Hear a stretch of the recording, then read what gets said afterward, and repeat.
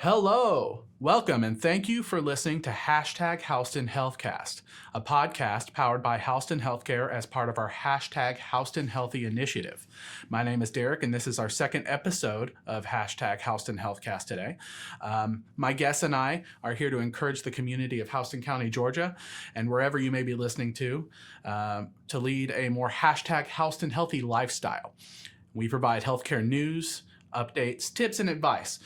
Today, our topic of conversation is going to be surgery, most specifically robotic surgery, but we'll talk a little bit about surgery in general as well, how it is changing the landscape of healthcare here in Houston County and at the world at large, and what role Houston Healthcare plays in those changes here in Houston County, Georgia. Joining me today is Dr. Patrick Narh-Martey. He is Chief of Surgery here at Houston Healthcare. Good morning, Patrick. Good morning. How are you doing, Derek? I'm doing all right. How about yourself? Excellent. Thank you so much for coming on the podcast today. I really appreciate pleasure. it. Absolute pleasure. So before we get too far into the topic at hand of robotic surgery, I want to ask you a few questions about yourself. Sure. So how long have you been a surgeon? My goodness, going on 8 years now. 8 years. I finished my training back in 2016 at Western Reserve in Ohio and came back home to Georgia. Awesome. That's good to hear. We're glad to have you back in Georgia. Absolute pleasure. So how long have you been working with Houston Healthcare during those 8 years? 4 of those years I've spent specifically in Houston County. And how many of those years were you Chief of Surgery? I've been Chief of Surgery approximately a year now. Okay. How do you feel about the difference between being a surgeon with Houston County, or Houston Healthcare rather, and being Chief of Surgery with us? It comes with more responsibilities, but it's great. It's great. I get to have input and I get to have more interaction with the physician staff, the surgical staff, and try to move things in the direction towards growth and hopefully improvement for Houston Healthcare as a whole. Well, I'm sure everybody agrees with you that you have been great at what you do, especially in this current stage of growth for Houston Healthcare with the robotic surgery. What made you choose this line of work? What made you choose surgery? Wow, initially I was not planning to be a surgeon. I actually went into medical school thinking I was going to become a pediatrician. And I encountered surgery as my first rotation as a third-year medical student. That's when we get to do clinicals. And it was like fish to water. It felt right. I felt very comfortable. I liked having to think quickly on my feet and come up with solutions as the day progressed. I actually like being kinetic and being in motion as I'm working and thinking, and it worked out really well. It was my first rotation, and after that, no other rotation compared to it. I did the OB-GYN, I did psychiatry, I did all the various core rotations, and nothing else compared to surgery. So at the end of the day, when it was time to pick a pathway, I decided that surgery was the route that I was going to take. So you just kind of fell in love with it? Yeah, I fell in love with it immediately. There were several encounters that led to it, that love cultivating, but it was just being able to be the answer person, taking on a challenge and having to do the detective work or find out exactly what's going on with the patient on the fly and then come up with solutions as you went. I really enjoyed that part of it. And continue to. It's a challenge. You never know what you're going to get. No gallbladder is the same. No appendix is the same. Mm-hmm. There's always uniqueness to each patient and what they bring to you in the challenge. That's what keeps surgery interesting. Yeah.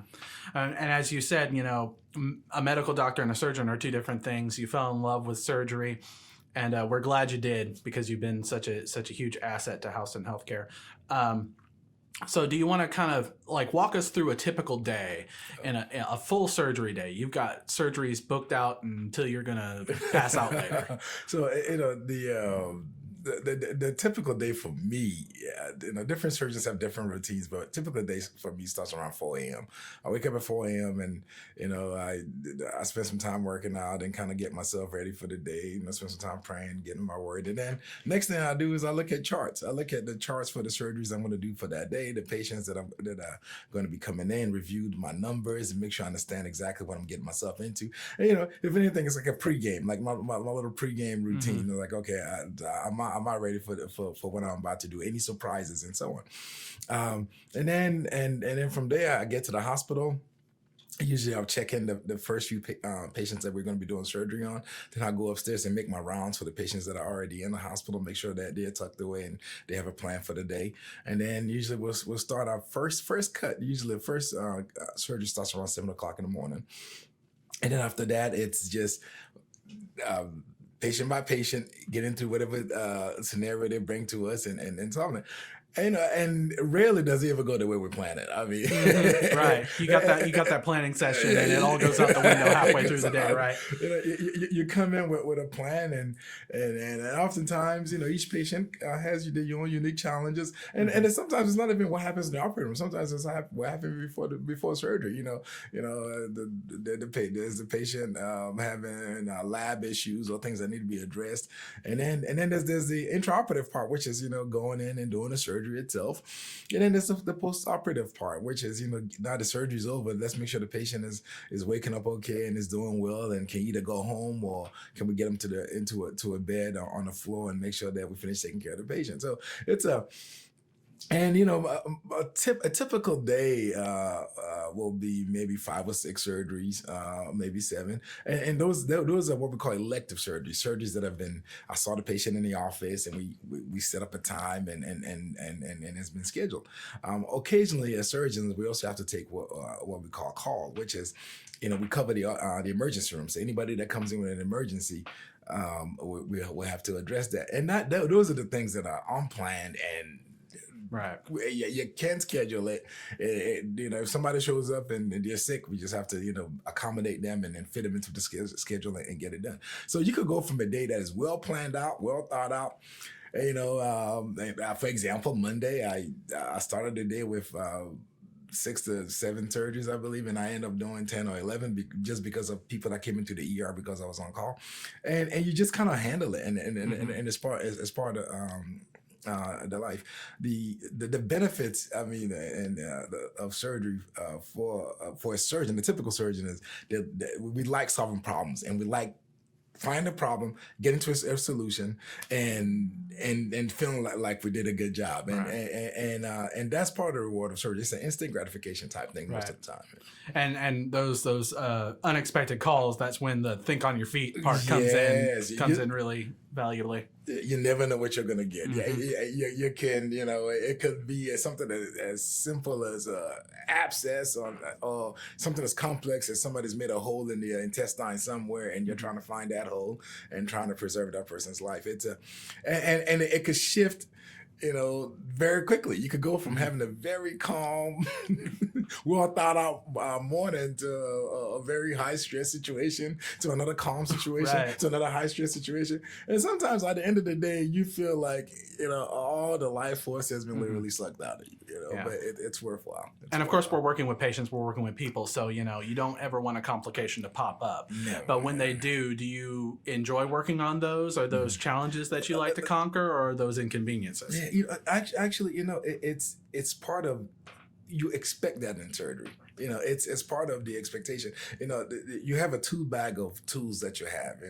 I call it a armamentarium that I can pull on in any given circumstance. And part of our training is being able to think on your feet and come up with solutions in real time, and that's what you try to do. Whatever situation comes up, and not only do you have yourself to rely on, but you also have a team of great surgeons in this community that you can call upon. We have a very seasoned surgeon that's been in the community, Dr. McBride, that I could call on and say, hey, what do you think? He's seen it all. He's probably forgotten more surgery than most of us do. And you have a great group of people that you're working with. You have a great team of anesthesiologists that we could rely on for other questions. And we have a great hospitalist staff, internal medicine, a group of internal medicine doctors and ancillary support that we can actually lean on and say, hey, I have this surgical problem, but this patient also has these other issues. Can you help me? So it becomes more of a team approach with everybody doing their part to try to get the patient through. As a surgeon, usually we come in to solve a specific problem and to accomplish a specific task. We get in there, and if we do a good job, we usually try to get to the patient to what we call homeostasis, get them to a place where the body can then finish healing.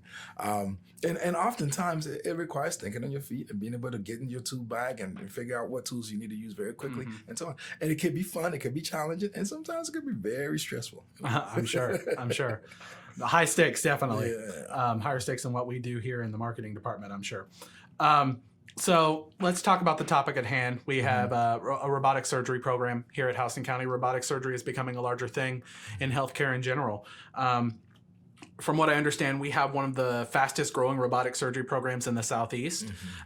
We just had 2 new Da Vinci robots recently at both of our hospital facilities, both in the Warner Robins and at the Perry location. To start, just what exactly is a Da Vinci robot for someone that has never heard that phrase before? What does it do? Okay. So I think to try to tackle this question properly, to break down like the spectrum of surgery in a broad sense. So when we approach a surgical patient, we can either do it open, which is the old school gold standard. I'm going to cut the flesh, get in there, put my big paws in here, figure out what I'm taking out or what I'm doing, and do that. And then in the late '80s, we came up with laparoscopy. Actually started with the OB-GYNs, and then we took it to the next level, where we make little incisions and we put instruments into the belly and try to do some of these surgeries, because we realize that anytime you cut somebody, make a big cut on somebody, they hurt. It takes them longer to get back to work. It takes them longer to get back to activity. It takes them longer to get back to being who they're supposed to be. And the next evolution in that process is robotics. Robotics sometimes is misconstrued as, there's a robot doing work, and it's just a tool. What robotics allows us to do is make little small incisions and get in there and do what we could usually do with our hands with using smaller instruments. The benefits of that is that the patient tends to have less pain after surgery, shorter stay in the hospital if they have to stay in the hospital at all.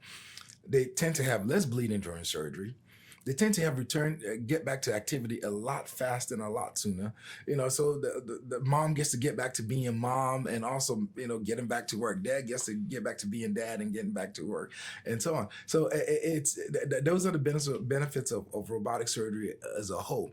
It is, and what we get to do as surgeons is use this instrument that we control. The robot doesn't have the ability to do anything on its own. I think that's a common misconception. That when you say robotic surgery, there's a robot that drives in and beep boop, I'm gonna remove your spleen or whatever. I always tell my patients, like, I don't turn to Optimus Prime and no. Right. What happens is we make small incisions. And then we access the abdominal cavity or whatever cavity we're going to work in with these instruments. And then I get to sit at a console that has a beautiful 4D environment rendered for me. Okay. So I'm looking at everything, and I can magnify up to 400 times. Wow. So rather than using my naked eyes, now I have absolute real-time imagery that allows me to see little blood vessels, little ducts, all these little things that I'll be working on that I used to, have to fill my hands and try to guess where it's at. And I can actually see it and visualize it. It also allows me to work in little small cavities, little small areas, and see the structures that I'm working on. So as a surgeon, it creates a level of comfort in knowing that I went in to get this duct and actually got this duct. Or I went in and I visualized exactly what I was doing, and I was able to do what I wanted. It also gives you, the instrumentation is really phenomenal. One of the cool things that I absolutely love about robotics, for me personally, is the ability to, like, if let's say I did a colon resection on the patient, we have something called Firefly technology. I can give the patient endosign in green, and then I can flip a switch, and I can see the blood flow coming into the tissue to make sure that when I put this colon together, there's good, adequate blood flow, and I know to a high certainty that this is going to heal. If I was doing it open, I kind of look at the tissue and say, well, it looks pink, so it should have blood flow, and that's not necessarily always the case, And I've seen that happen several times. The ability to have great visualization, to be able to see the field I'm working in, to see the structures that I'm working in, to see the blood vessel, to see the duct, to see where everything is located, it cannot be beat. And then the economics of it, surgery is very physical. It's full contact, and one of the things that, it's often not talked about, we always talk about it from the patient perspective and the benefits to the patient, but it's also benefits to the surgeon. Surgeons get injuries, neck injuries, shoulder injuries, joint injuries, back issues, and so on. And to be able to have a platform that I can economically sit at, get comfortable, and do a great job for my patient, and that allows me to work longer hours. There's less fatigue. I used to always tell people, sometimes you do an open belly case, you come out and you're drenched in sweat, and you look like you've been working out. You do a similar case on a robot, and it's not as energy tasking. Sure. You still feel fresh, and you can actually do more in that day. And I think overall, as a surgeon, it allows the surgeon to use their skill sets for longer periods of time over the course of their career versus having some of these injuries that surgeons get as time goes on. So in overall, there's there are benefits to the patient, there are benefits to the surgeon, and overall to the healthcare ecosystem. I absolutely think that they're positives. Yeah, and that's a really great perspective on the benefits to the surgeon. We talk a lot about the benefits to the patient, about how it's less time recovering because it's a smaller incision, it's much less invasive. But you don't really ever think about the benefits to the surgeon, at least for the layman. And that insight on, I didn't even know that there were injuries that surgeons typically got from doing surgery. So that's, the physical part of it. I didn't know that. I'm sure a lot of our listeners didn't know that. So, that's really interesting. Obviously, there's a lot of reasons to do robotic surgery. For both, you and whoever you happen to be operating on. But let me ask you this. If you could choose between a robotic surgery and a regular surgery, which one would you choose? Are there benefits to do for you? Are there benefits to doing both, or would you only want to do one versus the other? So, so in my hands, and it changes based on surgeon. The rule of thumb, and what I always, we always teach, we also get to teach residents here at Houston Healthcare, and I always teach them the best surgery that you do is the best surgery that you can do at that particular point in time. If your best inguinal hernia repair and for the best outcomes for the patient, meaning the surgery that you could do to give your patient the best chance of recovery and the best chance of doing well, whatever it is, that's what you do. So if it's open, that's what you do. If it's laparoscopic, that's what you do. If it's robotics, whatever you could do best, that's what you give to that patient in that point in time. So for me, in my hands, the open is usually done in emergencies and situations where I need to get in very quickly and save a life. Most of my elective surgeries are robotic. If I'm doing a gallbladder elective, when I say elective, meaning somebody that I see in the office, and we meet, we talk about the problem, we figure out what the problem is, and then I come up with a solution for the problem, and we're going to go do surgery. It is going to be most likely robotics. If it's going to be a hernia, that ventral hernia that I'm fixing, or a hiatal hernia, or we're fixing reflux, or we're going in to remove a colon cancer, or whatever the case may be, we're scheduling and we're planning. In my hands, I do my best work, and I feel like I could do the best job robotically.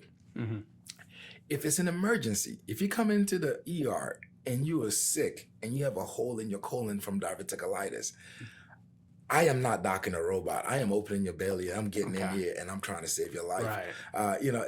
Robotic surgery does take time to be able to set up the machine and dock it and so on. So it's more for controlled situations and so on. For, now, everything is evolving in surgery overall. There are certain things that some people are doing robotically, and the innovation continues. It used to be if somebody came in with a hole in your stomach from an ulcer, per se, for example, you would open them up and fix a hole. Now, across the country, in certain places where people have developed the skill set and they feel comfortable, they're docking a robot, going in, finding this hole and fixing the hole and doing it that way. In my hands, if somebody comes in, we had this happen, I think on Monday. Somebody came in, they had a perforated ulcer. I opened them up, found a hole, and closed it up. Now, if that, because that patient appeared not to be stable, it looked like they were having septic physiology and they were going to be getting sicker and their life was at risk. If that patient was not as sick, and I felt like I could have time to get them in the operating room and dock the robot, I would have preferred to have done them robotically because I know that their pain would be better after surgery.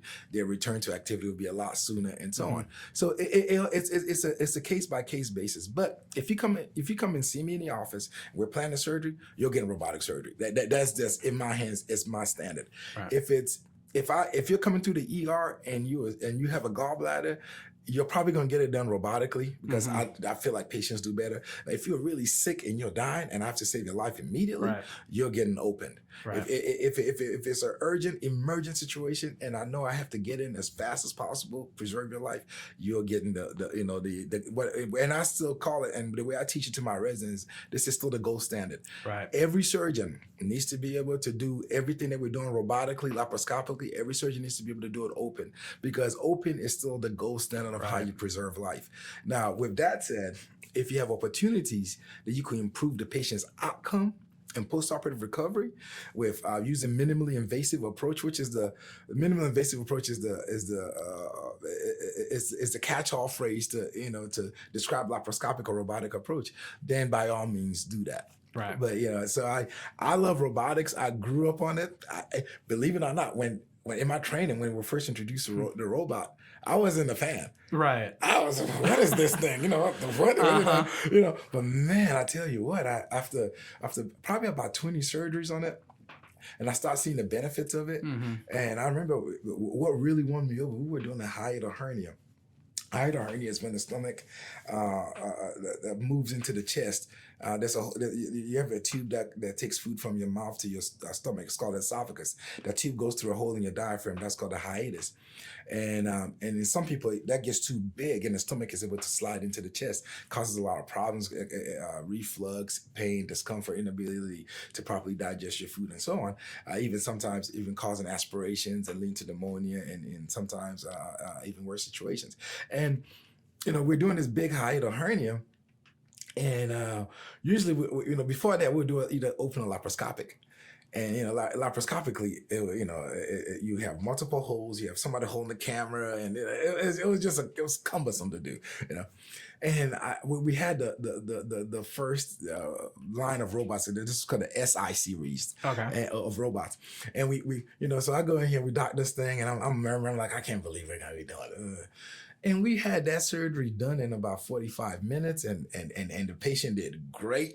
And the patient went home the next day. Usually, we do that case, the patient's in the hospital 2 or 3 days, and the patients just returned to activity, and the pain control was less. The opioid equivalence, meaning the amount of opioids that the patient got during after surgery was less. I'm looking at it, I was like, ooh. Wow. This is something. There's something here, so I started paying attention, and as time went on, I said, I have to, I'm not going to finish my training without learning how to use this platform. So it naturally became part of what I wanted to do. But at first I was not. I was like, what is this thing? It's taking me, I like cutting people, but, I think right now, robotics is the next evolution in surgery. It doesn't mean that open goes away. No. Open is still part of what we do, and every surgeon needs to have that in their tool bag. But there's certain, I would say even ventral hernias, for example.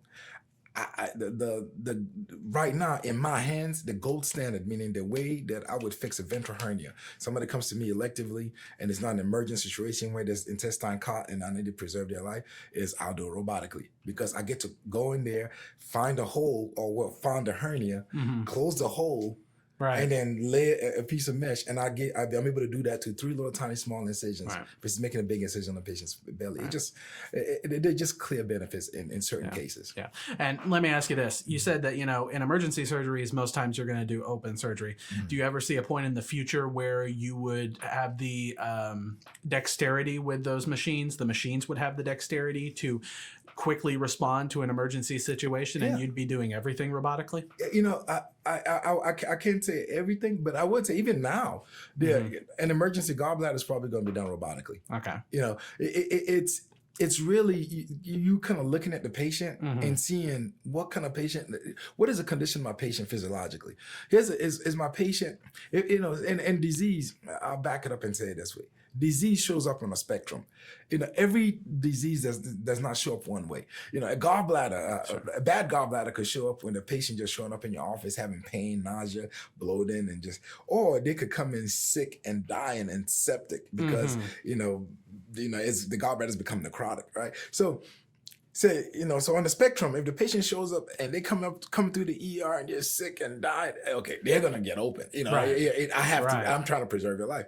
Now, that said, if the patient is sick, but I know that I can get him to the OR. We could dot the robot. You know, like right now, most of my what I would say a hot gallbladder, you know, is a surgical term to say a sick gallbladder, or cholecystitis is the fancy way to say it. An infected gallbladder. Most of those emergencies I'm doing robotically. Right. You know, if somebody comes in and they have they made a, like I was talking about earlier, they made a hole from an ulcer. If I have the right situation, I'm docking the robot. And it also depends on the team of people that you're on call with and so on. Right. If I feel the need that I need to get into the belly quickly, then you're going to get... And to clarify, it's not that you're prioritizing that person less. It's just that because you have more time to work on it, you can give them a better outcome by doing robotic. That patient is more stable. Right. You know, and it's all, at the end of the day, what drives decision-making is outcomes, patient outcomes. You know, if I do A, would it improve the outcome for my patient? My goal is to, you know, my goal is to make sure that whatsoever approach I use, I am giving this patient the best chance to do the best they could possibly do. So it's really patient dependent. You know, if I see a patient that is just sick and septic and dying, that patient is not getting a robot. That patient is getting, you know, I am trying to go in here and trying to find out what's going on, and I'm trying to fix it. And that patient is going to get what we call an exploratory laparotomy, or is going to get a big incision, and we're going to go in and find it. If I have a patient that is stable and or quasi-stable and can tolerate, you know, docking a robot and getting it all done. You know, I mean, we have a great team at Houston Healthcare. Our robotics program is phenomenal. We have 2 first assists that are just absolutely great to work with. They're experienced, and we could dock our robot very quickly and get to work. And you know, I would say most of my emergencies, I would say maybe 35% of my emergencies are being done robotically. But there's still that other side that you just have to do what you have to do to save the patient's life. Right. So you know, we kind of talked about, you've talked at length about, you know, you still have to know how to do open surgery. You still have to know how to do the old school gold standard way of doing things, not just robotically. So I'll ask you kind of 2 questions. First of all, what does it take? You know, what's the process to become robotically trained for a surgeon? Because, you know, we've had multiple little events that we've done where we've had a robot out and kids will be playing with it. And it seems like a very intuitive system, right? So, you know, what is the process of getting robotically trained for a surgeon? And then, you know, if someone were to say, you know, I'm concerned, you know, it's a world of increasing automation. You know, we have AI, you know, ChatGPT writing essays, and you know, robots performing manual labor where you know, someone used to be working at McDonald's doing that job. Now we have a robot that can do it. For someone concerned with those changes, you know, what would you say is the surgical robot's role in healthcare moving forward versus the surgeon?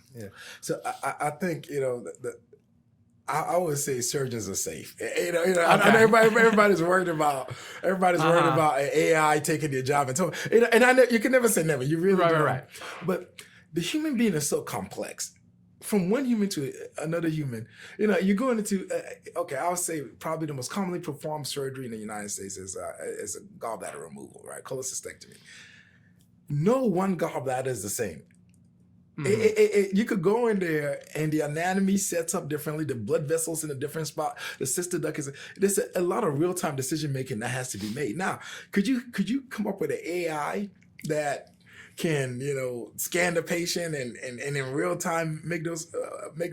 I guess it's possible, but Right. you still need the dexterity of a human being, the dexterity of thought, the nimbleness of thought to be able to make decisions in real time to to do what is best for that particular patient in that time. I do believe that technology will continue to help us with increased visualization, especially when it comes to tumor biology, being able to go in and remove tumors, being able to light up a tumor, and being able to get what we call an R0 resection, meaning get that tumor out of there completely and not leave anything behind. The benefits, I think, University of Indiana and some other places are doing research with, using being able to visualize, giving the patient a dye and being able to light up a tumor and be able to see the tumor in its entirety, so that you know that you've gotten what you went there for.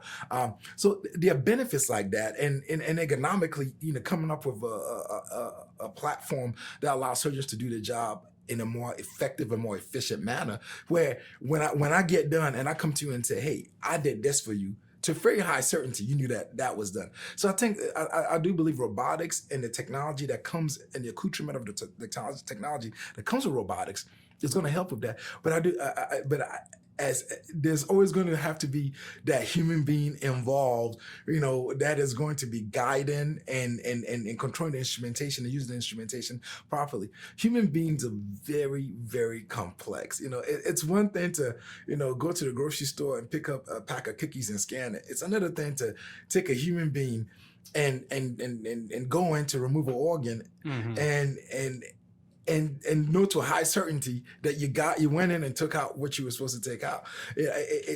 Every human being shows up with their own, just as every human being has their own unique fingerprint. Every human being has their own unique setup in how the organs are arranged and how the vasculature or the blood vessels get to that particular organ and so on. And it would take a seasoned, well-trained surgeon to be able to get in there, see what's there, and make the real-time decisions, and then use the instrumentation available to them to be able to do that. I do believe robotics is going to continue to enhance that, and I do believe that there are newer platforms coming out, just like there's a new iPhone or new Samsung coming out. There are going to be newer platforms, right? But just like a cell phone is an amazing computer now that we use for just about everything. The cell phone is useless without the human being. And I think that's what robotics will continue to be. You could have the world's best robotic platform, like what we have, and if you don't have the human being there to actually use it properly and to actually use the tool like it's supposed to be used, it must well be a paperweight. So right. And I think that's where we're at. But that's it. That platform will allow us to continue to do good, phenomenal surgery. Go in, do the job that needs to be done, and then get out and feel pretty confident that, hey, when I lay my head down to sleep, it's like, yeah, I went in to take out that colon cancer, and I'm sure that I got that thing out. And two, I'm sure that the tissue that I brought back together, where I sewed that patient back together, that has good blood flow and that will heal pretty well. That is worth its weight in gold. So. All right, and the other question. What does it take to become robotically trained? Oh man, so I would talk about it from my perspective, and talk about the different programs that are out there. So to back it up, it takes 5 years after medical school to make a surgeon. So to make a full grown surgeon, I'll use that term, it takes 4 years of medical school. After the 4 years of medical school is done, these individuals compete, and it's very competitive to get into a surgical training program.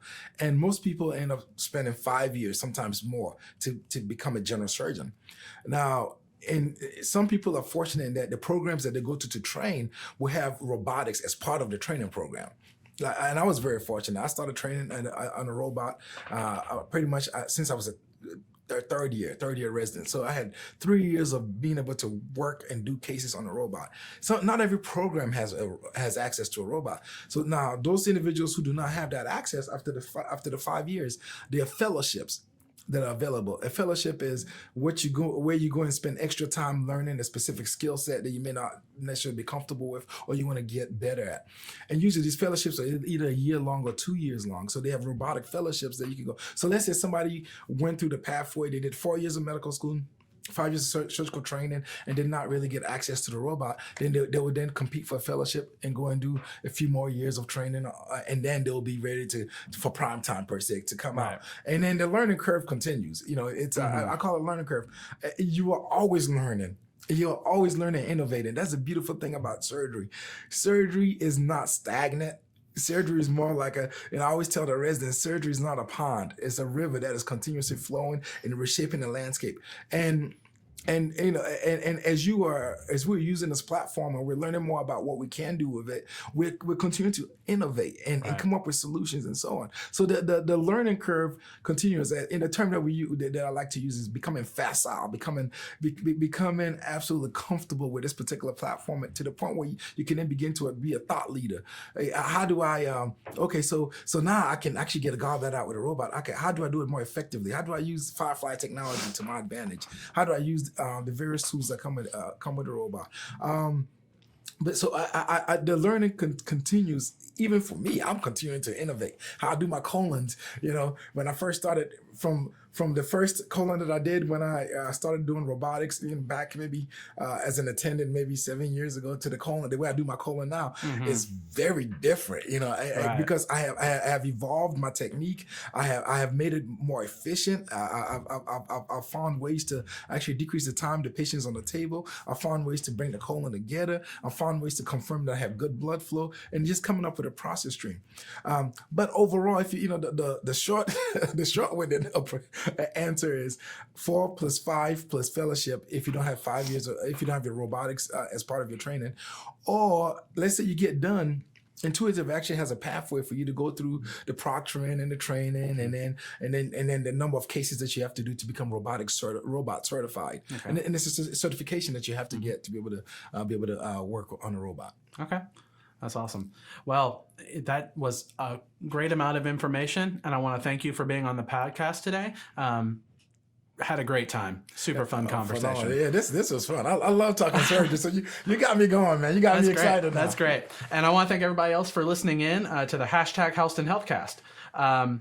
Make sure you subscribe to the Houston Healthcare YouTube channel. That's kind of our central place where we post all the links to all the other podcast channels where we post this.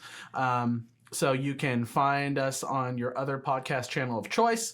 You don't ever have to miss an episode. So you can always follow those channels as well. But I hope you guys have a great rest of your day. And remember to stay #Houston Healthy. Thank you so much.